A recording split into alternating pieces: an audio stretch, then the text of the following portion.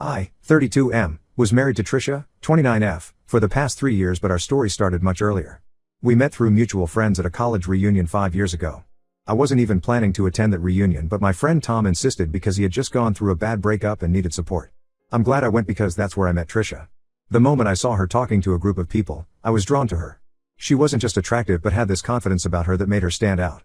She worked as a financial consultant at one of the big firms in our city and seemed to have everything figured out. We got talking that night and discovered we had a lot in common, including our love for old movies and hiking. We exchanged numbers and started dating soon after. Trisha was different from anyone I had dated before. She was independent, had her own place, made good money, and didn't seem needy or clingy like my previous girlfriends. My family loved her too, especially my mom, who was always worried I would end up with someone who just wanted to be a housewife. After dating for a year, I knew she was the one. I planned this elaborate proposal during a hiking trip to her favorite spot. She said yes immediately and we started planning our wedding.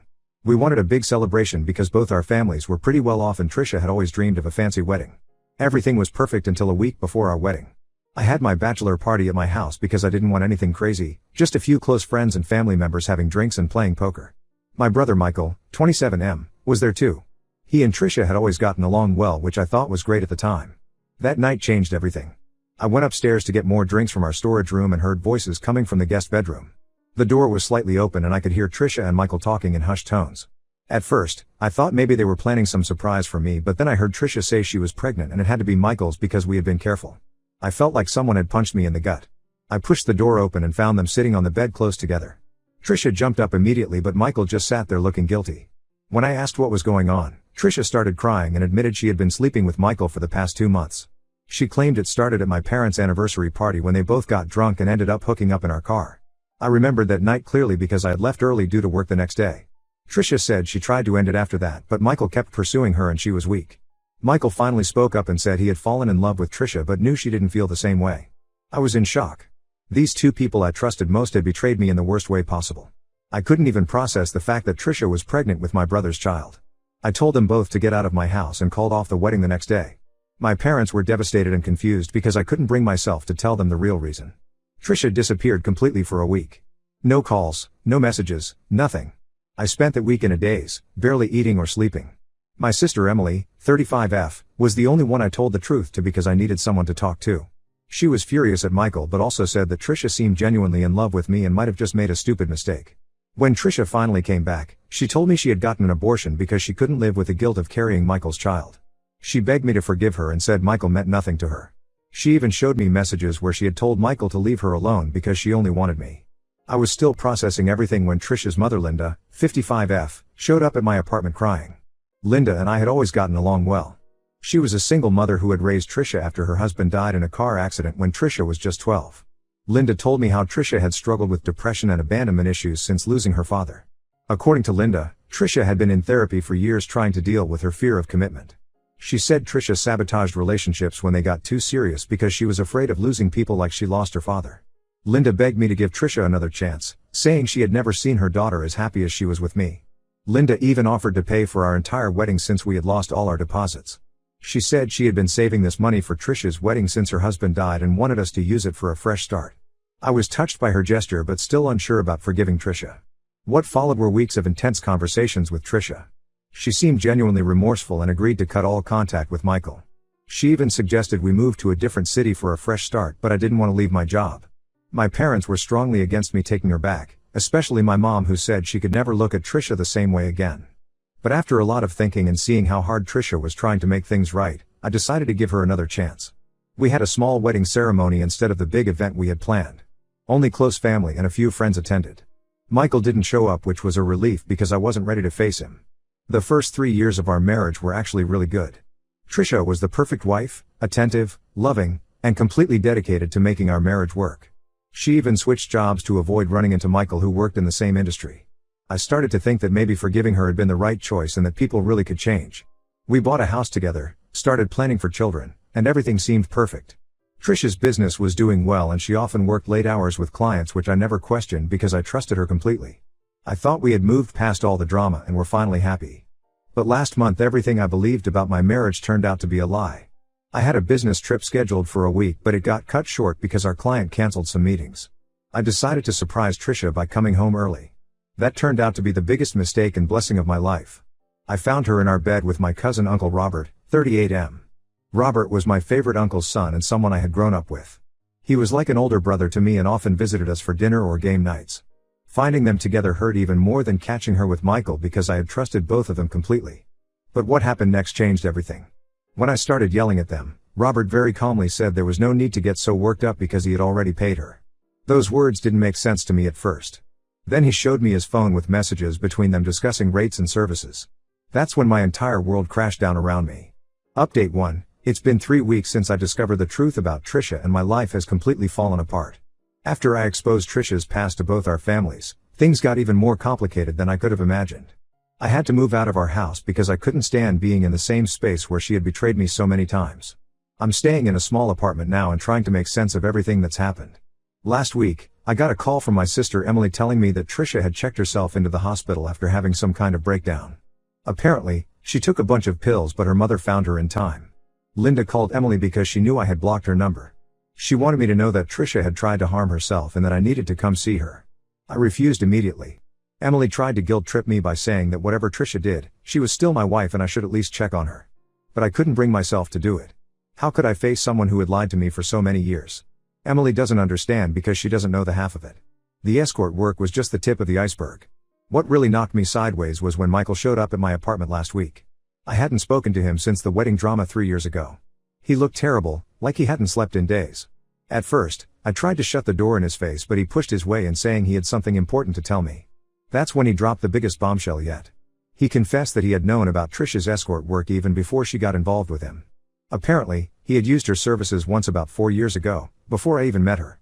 He didn't recognize her when I introduced her as my girlfriend because back then she went by the name Crystal and had different colored hair. Michael said he only realized who she really was a few months after I started dating her. He ran into her at a bar when I wasn't around and she recognized him. Instead of coming clean to me, she convinced him to keep quiet by sleeping with him for free.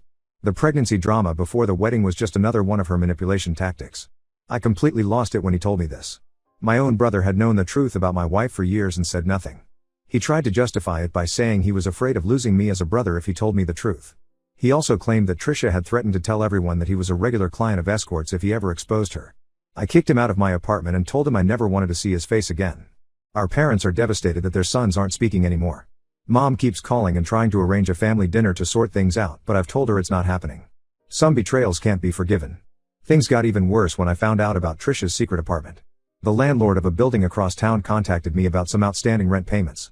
I had no idea what he was talking about at first. Then he mentioned that the apartment was Trisha's home office where she did her consulting work. I remembered that place. Trisha had rented it 2 years ago saying she needed a quiet space to work with clients away from home. I even helped her pay the rent sometimes, thinking I was supporting her career. The landlord said he was calling me because Trisha hadn't paid rent for 2 months and wasn't answering his calls. When I went to check out the apartment, I felt sick to my stomach.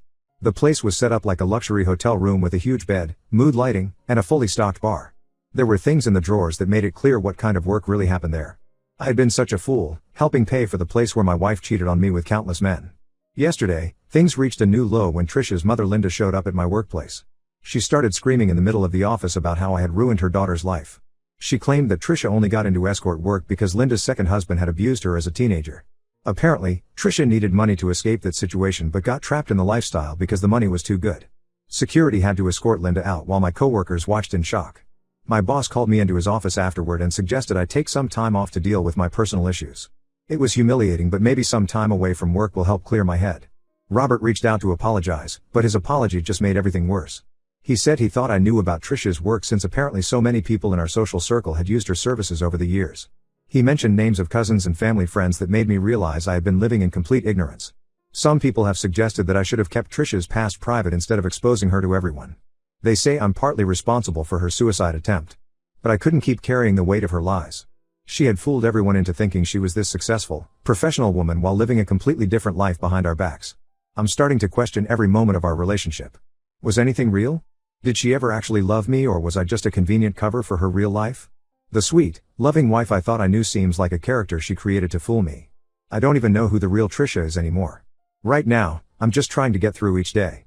I've started drinking more than I should, but it's the only way I can sleep without my mind racing through all the lies and betrayals. My lawyer says the divorce should be straightforward since we had a prenup, but I know Trisha won't go down without a fight. She has too much to lose now that everyone knows the truth. Update 2. 2 months have passed since everything blew up, and just when I thought things couldn't get more complicated, they did. Last week, I received an anonymous email that turned my world upside down again. Someone claiming to be Trisha's former pimp sent me dozens of videos of her with various clients. The email said he was angry because Trisha had stopped paying him his cut of her earnings after meeting me, but kept working independently. The videos were dated throughout our entire marriage. Some were even from just a few months ago. What shocked me the most wasn't just seeing my wife with other men, it was seeing how different she was with them. The Trisha I knew was somewhat shy and sweet, always letting me take the lead in our relationship. But in these videos, she was completely different, confident, assertive, almost aggressive. She had a whole different way of talking and acting that I had never seen before. The email also included a list of her regular clients, and I recognized many names. These weren't just random men, they were prominent figures in our city. Business owners, politicians, even a judge who had been to our house for dinner once. The man who officiated at our wedding was on that list. It made me physically sick to realize how many people had known about my wife's real life while I remained clueless. After 3 weeks of ignoring her attempts to contact me, Trisha finally managed to reach me through our mutual friend Alex.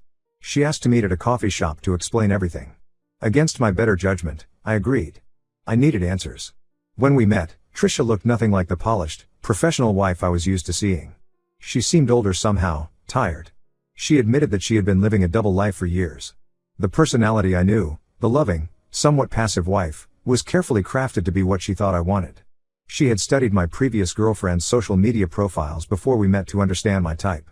She told me she started escorting in college to pay her bills but kept doing it because the money was addictive. By the time we met, she was making more from escorting than from her day job as a financial consultant. She claimed she did fall in love with me eventually but couldn't stop her other life because she was addicted to the thrill and the money. Then she dropped another bombshell. The pregnancy and abortion story with Michael was completely fabricated.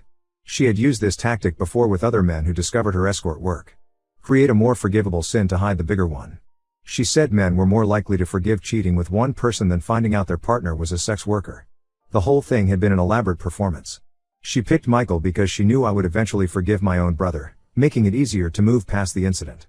She had timed the fake pregnancy reveal perfectly, close enough to the wedding that I would be more likely to forgive her rather than cancel everything. Trisha admitted she never planned to stop escorting.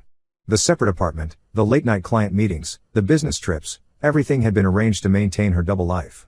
She even had a second phone and email account that I never knew about. The worst part was learning that our entire relationship was based on calculation rather than genuine connection. She chose me because I had a good job, came from a respectable family, and seemed trusting enough to make a good cover for her real life. She said she grew to care for me but never enough to give up her other life. I've started divorce proceedings and surprisingly, Trisha isn't contesting anything. Her mother has finally stopped trying to contact me after my lawyer sent her a cease and desist letter. Most of our mutual friends have chosen sides, with most supporting me after learning the full truth. A few still think I was cruel to expose her past, but I've cut contact with them too. The videos are now circulating in certain circles in our city, despite my lawyer's attempts to contain them. Trisha's former pimp apparently sent them to several people. I almost feel bad about how this has affected her, but then I remember how she systematically deceived me and everyone else for years. My trust in people has been completely shattered. Every time I think about starting to date again, I remember how easily I was fooled for years. My therapist says it will take time to heal, but right now, I can't imagine ever trusting anyone enough to have a relationship again. Update 3, it's been 6 months now and my divorce was finally finalized last week. Trisha moved to a different city after the scandal became too much to handle locally. I heard through mutual friends that she's working as an actual financial consultant now at a smaller firm. Her mother still tries to reach out occasionally through different people, sending messages about how Trisha has changed and is getting her life together, but I've maintained strict no contact with all of them. The videos that her former pimp sent ended up causing a huge scandal in our city. Several of her prominent clients were forced to resign from their positions or relocate their families. The judge who was on her client list had to step down. The businessman who used to come to our dinner parties with his wife lost both his family and his company's board position. I almost feel bad about how many lives were affected, but then I remember how all these men knew I was her husband and still used her services. Last month, I ran into Michael at our parents' anniversary party. I had told our parents I wouldn't attend if he was there, but they lied to me saying he wouldn't come. As soon as he tried to approach me, I walked out. Our mother ran after me crying, saying we needed to be a family again and that Michael was truly sorry. I told her that family doesn't do what Michael did to me, and I haven't spoken to any of them since. Robert moved abroad for a job opportunity in Dubai, which is probably for the best. Before leaving, he sent me a long email detailing every interaction he'd had with Trisha, thinking it would help me find closure.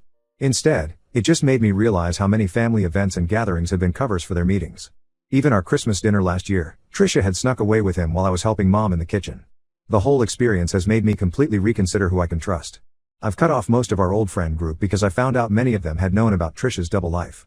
Some had even covered for her at times, telling me they were having girls' nights when Trisha was actually meeting clients. I'm focusing entirely on my career now. I got a promotion at work after throwing myself into projects to avoid thinking about everything. I've moved into a new house in a different part of town where nobody knows my story. The only person from my old life I still talk to is my sister Emily, and even that's limited because she keeps suggesting I should try dating again. Trisha sent me one final email before moving. She wrote that she was getting professional help and was finally being honest with herself and others. She apologized for everything but admitted she probably would have continued her double life if she hadn't been caught. She said the lifestyle was too addictive, both the money and the thrill of getting away with it.